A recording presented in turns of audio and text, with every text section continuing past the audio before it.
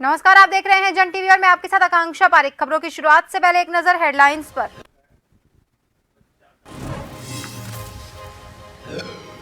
Uttarkashi tunnel में 10 दिन से फंसे 41 मजदूर, पहली बार अंदर का वीडियो आया सामने। मजदूरों को बॉटल्स में भरकर पहुंचाई गर्म खिचड़ी, परिजन से करवाई बात।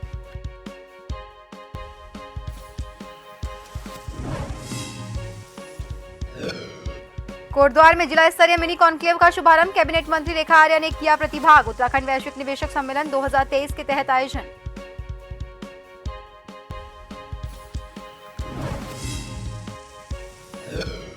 उत्तराखंड में बीजेपी की अनुसूचित जाति को साधने की कोशिश, उत्तराखंड में करवाने जा रही जनप्रतिनिधि सम्मेलन। 30 नवंबर को देहरादून और 2 दिसंबर को हल्द्वानी में होगा आयोजन।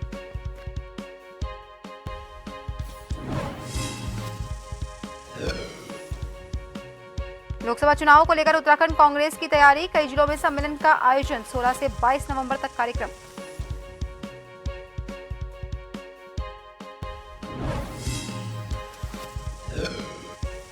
और उत्तराखंड के रोशनाबाद में खेलों का शुभारंभ, 9 पंचायतों के 14 वर्ष तक के बच्चे लेंगे भाग। खेल महाकुंभ में कई प्रतियोगिताओं का होगा आयोजन।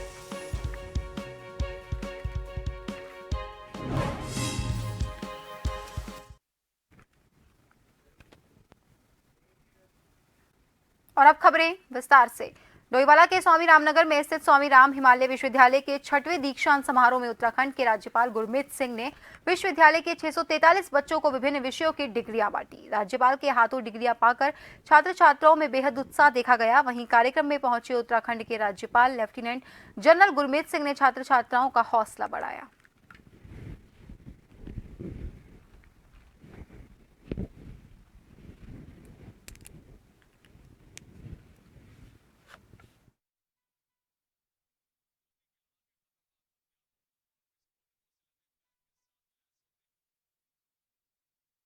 जो कॉन्वोकेशन दिवस था उसको मनाया है।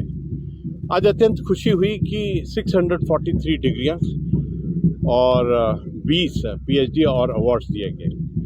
आज कुछ एकदम अलग था कि मुख्यतः जो मेडल्स मिले वो हमारी बेटियों को मिले।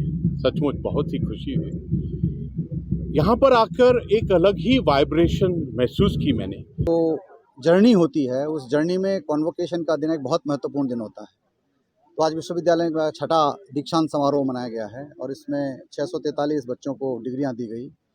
तो निश्चित तौर पर खास करके बच्चों का दिन होता है, तो मैं समझता हूँ उनके बच्चों के लिए, उनके माता पिता के लिए बहुत ही महत्वपूर्ण दिन है। हम सबके लिए खुशी का क्षण है। आज बेस्ट ग्रेजुएट अवार्ड मिला है स्वामी राम हिमालयन यूनिवर्सिटी में। यहाँ का आज 6th कॉन्वोकेशन थी हमारी और मुझे बहुत ही ज़्यादा अच्छा फील हो रहा है। मतलब बहुत गर्व का मूवमेंट है ये मेरे लिए। मैंने उम्मीद भी नहीं करी थी खुद से कि मैं इतना ऊपर या इतना आगे पहुँच जाऊँगी कभी, बट मुझे बहुत अच्छा लग रहा है खुद से भी और मेरे मम्मी पापा को भी बहुत प्राउड फील हो रहा है।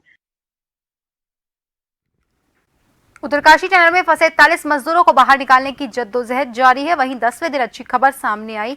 पौष्टिक भोजन और पर्याप्त मात्रा में ऑक्सीजन पहुंचाने के लिए बिछाए जा रहे 6 इंच का पाइप आर पार हो गया, जिसकी दूरी लगभग 53 मीटर है। साथ ही एंडोस्कोपी के जरिए कुछ तस्वीरें सामने आई, जिसमें सभी फंसे हुए लोग तनाव के माहौल से मुक्त दिखाई दे रहे हैं। वहीं इस मामले में सीएम पुष्कर सिंह धामी ने कहा कि सभी एजेंसियां वहां पर काम कर रही हैं, जिनके प्रयासों से सफलता मिल पाई है। इसके साथ ही उन्होंने कहा ये एक बड़ी सफलता है। साथ ही कहा कि जिन अन्य प्लांट्स पर काम किया जा रहा है उससे भी जल्द ही सफलता हाथ लगेगी। वहीं लगातार पीएम नरेंद्र मोदी भी पल पल की अपडेट ले रहे हैं और वो रोजाना फोन पर बातचीत कर रहे हैं और उनके निर्देशों पर काम किया जा रहा है।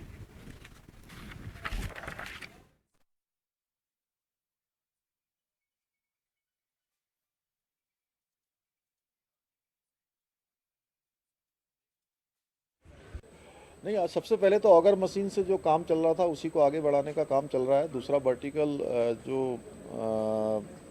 बोरिंग है वो भी करी जा रही है। अन्य जो विकल्प हैं, जहाँ सतलज है, हमारा टीएचडीसी है, ये एनएचआईडीसीएल के लोग पहले से काम कर ही रहे हैं। सभी संस्थान इसमें मदद कर रहे हैं अपने अपने स्तर से। चूँकि कैमरा भेज के सभी लोगों ने आपके माध्यम से भी देखा है, लेकिन आगे ये है कि उनको कुछ वॉकी टॉकी और अन्य जो संचार के साधन हैं वो भी उपलब्ध करवाने के बारे में विचार हो रहा है, जिससे कि वहाँ की वस्तु स्थिति लगातार मिलती रहे। उनका मनोबल अच्छा है, सभी जो लोग अभी स्वस्थ हैं और आगे जो है जो सबसे बेस्ट एफर्ट्स हो सकते हैं वो करे जा रहे हैं। हमारा प्रभारी मंत्री प्रेमचंद अग्रवाल सिलक्यारा पहुंचे, जहां पहुंचकर मंत्री ने टनल का जायजा लिया और अधिकारियों से फीडबैक लिया। वहीं इसी के साथ उन्होंने रेस्क्यू कार्यों की समीक्षा भी की।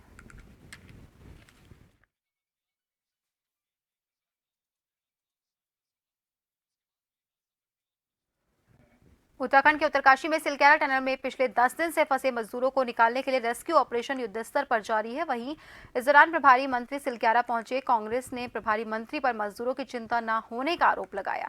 कांग्रेस की प्रदेश प्रवक्ता गरिमा दसौनी ने प्रभारी मंत्री को चुल्लू भर पानी में डूब मरने की सलाह भी दी है। हालांकि भाजपा ने कैबिनेट मंत्री प्रेमचंद अग्रवाल के रवैये पर उन पर बचाव किया। भाजपा प्रदेश प्रवक्ता विनोद सुयाल ने कहा कि जब मुख्यमंत्री ही पूरी स्थिति पर नजर बनाए हुए हैं और टनल का दौरा भी कर चुके हैं, तो प्रभारी मंत्रियों को और भी कामकाज होते हैं।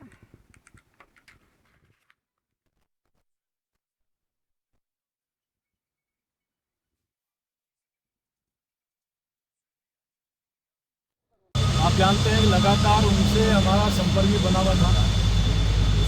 उनका खाने के आइटम जैसे मुरमुरा, ड्राई फ्रूट्स, इस प्रकार के आइटम दे रहे थे।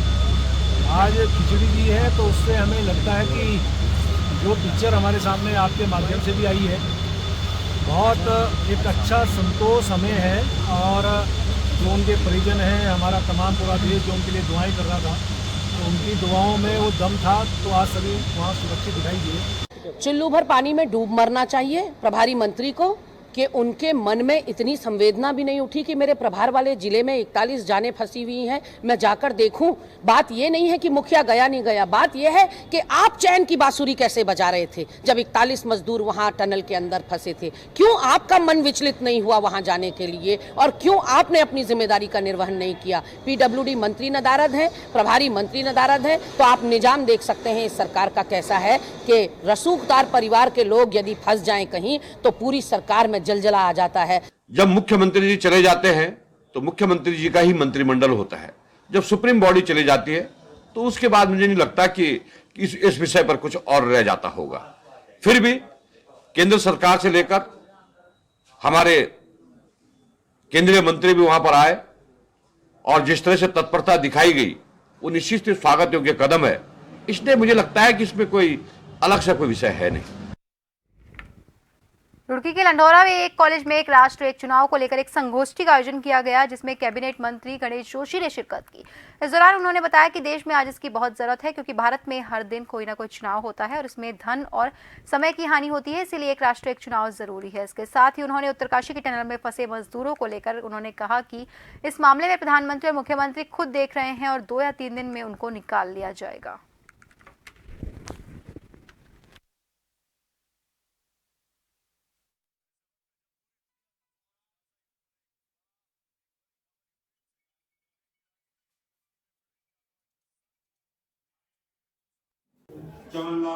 वन नेशन इलेक्शन पर एक गोष्ठी का आयोजन इस चमनलाल विश्वविद्यालय में किया गया, जिसमें मुझे प्रतिभाग करने का मौका मिला। और वास्तव में आज इसकी भारत जैसे विशाल देश को इसकी बहुत आवश्यकता है, क्योंकि यहाँ इस देश के अंदर रोज कोई ना कोई चुनाव होता है, जहाँ उससे धन की हानि होती है, समय की भी हानि होती है। और हमारी जो फोर्सेज हैं जिनको देश की सीमा पर होना चाहिए, उसको इस काम में लगाया जाता है। हमारे जो शिक्षक है, जो शिक्षा के लिए काम करना है, पढ़ाने के लिए जाते हैं, उनको इस ड्यूटी पर लगाया जाता है।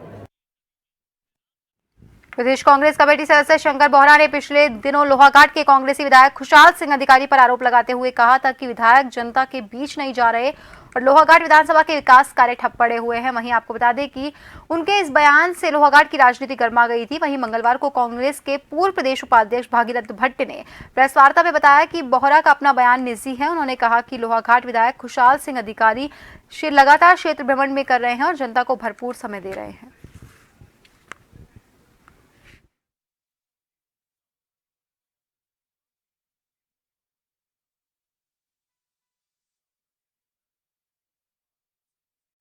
मैं ये कह सकता हूँ, इस समय 1 महीने से तो विधायक जी लगातार क्षेत्र में हैं। 3-4 जगह मैं खुद था उनके साथ, और आज भी वो पार्टी के क्षेत्र में, कल भी उसी क्षेत्र में थे। वैसा नहीं है कि वो भ्रमण नहीं कर रहे हैं या लोगों के बीच नहीं जा रहे हैं, ये कहना तो किसी का भी एकदम गलत है। हाँ, ये जरूर है कि मैं आपके इस चैनल के माध्यम से लोहाघाट की जनता, लोहाघाट विधानसभा की जनता से आग्रह करूँगा तो जरा विचार करें। यहाँ के चुनाव जीतने के बाद यहाँ के विधानसभा का रिजल्ट को चुनौती दी गई है माननीय उच्च न्यायालय में।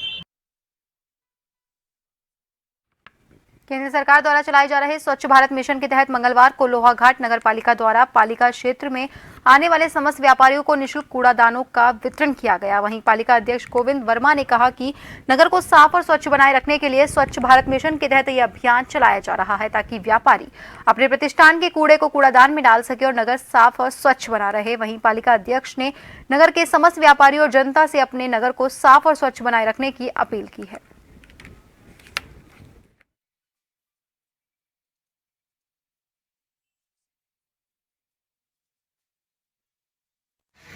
लोहाघाट नगर पालिका द्वारा विशेष स्वच्छता अभियान के तहत समय समय पर छात्र वार्डों का विशेष स्वच्छता अभियान चलाया जाता है। और इसके साथ ही साथ जो हमारे व्यापारी भाई हैं और जो आवासीय मकान हैं, जो किराएदार हैं, चाहे भवन स्वामी हैं, तो सबको जैविक और अजीब कूड़ेदान दिए जा रहे हैं, जिससे कि हमारा नगर क्लीन और ग्रीन बन सके। और जो कूड़ा है, उसमें कूड़ेदान में डाल करने के बाद मोहल्ले मोहल्ले में गाड़ी जाती है और परिवहन में तो जाते हैं, और जिससे कि कूड़ा बिखरा न रहे और सीधा गाड़ी में आ जाए। इसको देखते हुए एक नई पहल कर रखी है नगर पालिका लोहाघाट द्वारा। ब्लॉक स्तरीय खेल महाकुंभ का रोशनाबाद स्थित स्टेडियम में ब्लॉक प्रमुख आशा नेगी ने हरी झंडी दिखाकर खेलों का शुभारंभ किया। वहीं उन्होंने कहा कि खंड स्तरीय प्रतियोगिता में नई पंचायत स्तर पर चयनित हुए बच्चे अपनी प्रतिभाओं का कौशल दिखा रहे हैं। इसके साथ ही उन्होंने कहा बच्चे आगे चलकर जिला और प्रदेश स्तर पर अपना नाम कमाएंगे और ब्लॉक का नाम भी उज्जवल करेंगे। इसके साथ ही उन्होंने कहा बच्चों को पढ़ाई के साथ साथ खेलों पर भी ध्यान देना चाहिए, क्योंकि खेल के क्षेत्र में रोजगार के बहुत से अवसर उपलब्ध है। प्रतियोगिता में 9 न्याय पंचायतों के 14 साल के छोटे बच्चे इस प्रतियोगिता में भाग ले रहे हैं। ये प्रतियोगिता 3 दिनों तक चलेगी। प्रथम में 14 साल, दूसरे दिन 17 साल और तीसरे दिन 19 साल की उम्र के बच्चे भाग लेंगे। ब्लॉक स्तरीय खेल महाकुंभ में athletics, volleyball, kho kho, volleyball और कबड्डी प्रतियोगिताओं का आयोजन किया जाएगा।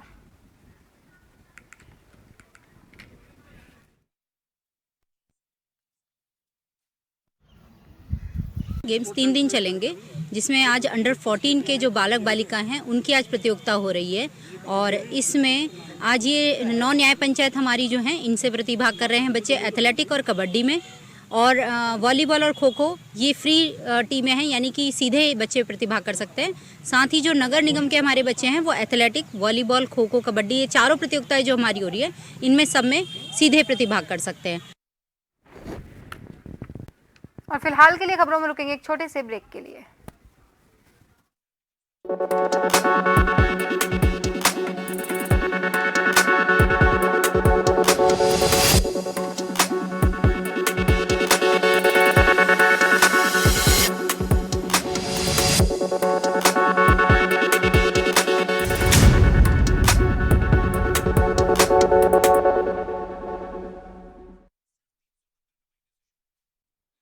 के बाद एक बार फिर से आप सभी का स्वागत है। बढ़ते हैं अगली खबर की ओर।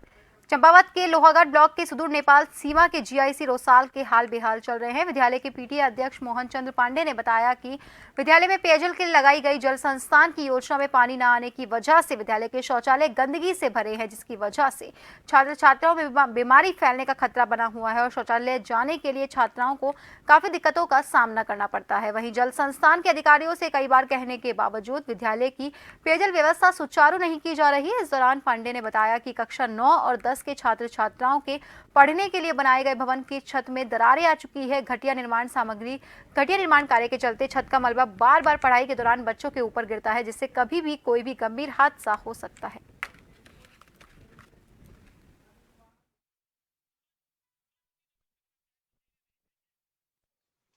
जिसमें 9 और 10 की कक्षाएं संचालित होती हैं, वह भवन पूरी तरह क्षतिग्रस्त होने की कगार पर है। उसकी छत में पूरी तरह से दरारें हैं और उसका जो मलबा है उसमें घटिया गुणवत्ता का इस्तेमाल किया गया है मटेरियल का, तो उसकी वजह से वो पूरा मलबा जो है बच्चों के ऊपर गिरता है बार बार, तो उसमें बहुत खतरा बना हुआ है। कई बार इस बारे में भी हमने ज्ञापन दिया है, मौखिक रूप से भी हमने उनको ज्ञापन दिया भी है और ज्ञापन भी दिया है। अभी जिलाधिकारी महोदय को भी हमने 2-3 बार इस मामले में ज्ञापन दिया।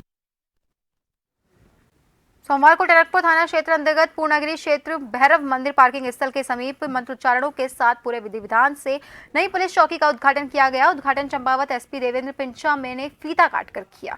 एसपी देवेंद्र पिंचा ने बताया कि काफी लंबे समय से भैरव मंदिर क्षेत्र में पुलिस चौकी की मांग की जा रही थी, जिसको बनाए जाने के लिए पूर्व में मुख्यमंत्री पुष्कर सिंह धामी के द्वारा घोषणा की गई थी, जिसकी शुरुआत पुलिस चौकी बनाकर कर दी गई। इसका लाभ यहां आने वाले श्रद्धालुओं और स्थानीय लोगों को मिलेगा। वहीं पुलिस चौकी में 3 पुलिस अधिकारी कर्मचारियों की नियुक्ति की गई।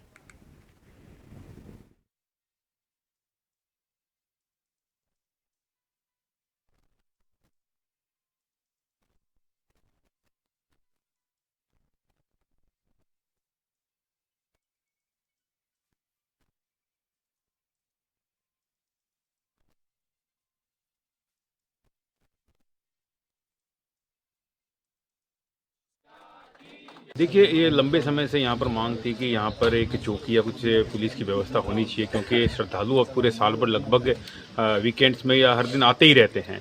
इस चीज़ को ध्यान में तो माननीय मुख्यमंत्री जी ने भी यहाँ पर चौकी के लिए घोषणा कर रखी, तो एक रूप से अस्थायी रूप से एक बार हमने टेम्परेरी यहाँ पर चौकी की शुरुआत कर दी, जिसमें 3 अभी हमारे पुलिस अधिकारी कर्मचारी की हमने नियुक्ति कर।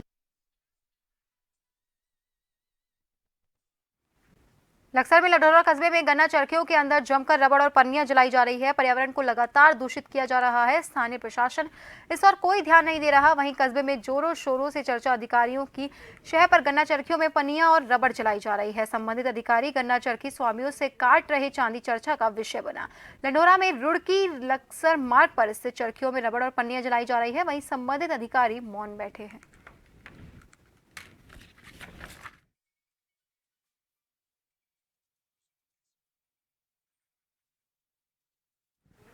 ट्रेनों से जंगली जानवरों के साथ हो रही दुर्घटनाओं को रोकने के लिए रेलवे विभाग, wild life institute of India and one विभाग की संयुक्त टीम द्वारा लालकुआ से रामपुर, लालकुआ से गुलर भोज रेल मार्ग का गहनता से निरीक्षण किया गया।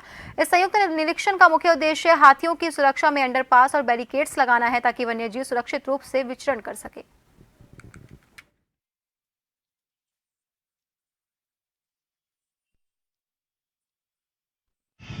का भाग है, उसके अंतर्गत 2 रेलवे लाइन है, एक लालकुआ गुलर रोड और लालकुआ गुलर रोड, जो हाथी और ट्रेन के दुर्घटना से अति संवेदनशील है। तो इसके लिए एक समिति गठित की गई, जिसमें रेलवे के प्रतिनिधि, WIF और डिपार्टमेंट के लोग थे, जिनके द्वारा ट्रेन लाइन का इंस्पेक्शन किया गया है और किस स्थान पे कौन स्ट्रक्चर बनाए जा सकते हैं, जिससे कि भविष्य में दुर्घटनाएँ कम हो सके, उस पर निर्णय लिया जा सके। इसके उपरांत रेलवे विभाग द्वारा इसमें भारत सरकार को प्रस्ताव भेजा जाएगा और उपलब्ध होने के बाद स्ट्रक्चर बनाया जाएगा। रेलवे विभाग ने ड्राइंग सर्वे किया है। जिन लोकेशन से हाथी जनरली पास करते हैं, उन लोकेशन में जहाँ पर उनको बैंक हाइट ज़्यादा है, वहाँ पे अंडरपास, या फिर जहाँ पर हाइट ज़्यादा नहीं है तो वहाँ पे रैम बना के हाथी को क्रॉस पास करवाया जाएगा। बाकी सारी जगहों पर बैरिकेडिंग कर दी जाएगी, ताकि इससे हाथी बाकी जगह से नहीं निकले और वहीं से। आज वो लोकेशन हमने आइडेंटिफाई कर लिया, फॉरेस्ट और रेलवे ने। पहाड़ों में जटक धूप खिलने के बावजूद पहाड़ों में लगातार कड़ाके की ठंड महसूस की जा रही है। हालांकि अभी ऊंची चोटियों में कई फीट बर्फ की चादर बिछी हुई है, जिसके चलते सुबह शाम बर्फीली ठंडी हवाएं लगातार चल रही है और स्थानीय निवासियों को ठंड का सामना करना पड़ रहा है। वहीं स्थानीय लोगों का ये मानना है कि इस बार ग्रामीण इलाकों में भी जबरदस्त बर्फबारी हो सकती है, जिसकी तैयारियां हम लोगों ने पूरी कर ली है। वहीं कड़ाके की ठंड होने से जनजीवन पर भी काफी असर पड़ चुका है। लोग लगातार अलाव का सहारा लेते हुए ग्रामीण इलाकों में देखे जा रहे हैं।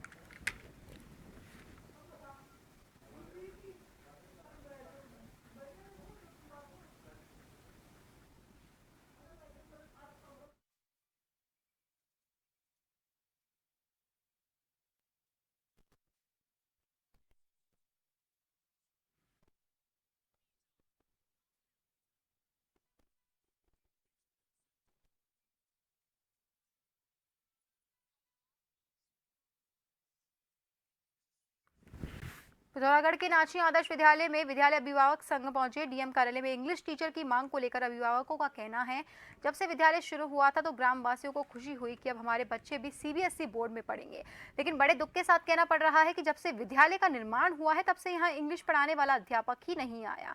हमारे विद्यालय में इंग्लिश माध्यम की पुस्तकें हिंदी माध्यमिक के अध्यापक पढ़ा रहे हैं और जल्द से जल्द अगर सरकार हमारी मांगों को नहीं मानती है तो हमें मजबूर होकर आंदोलन करना पड़ेगा।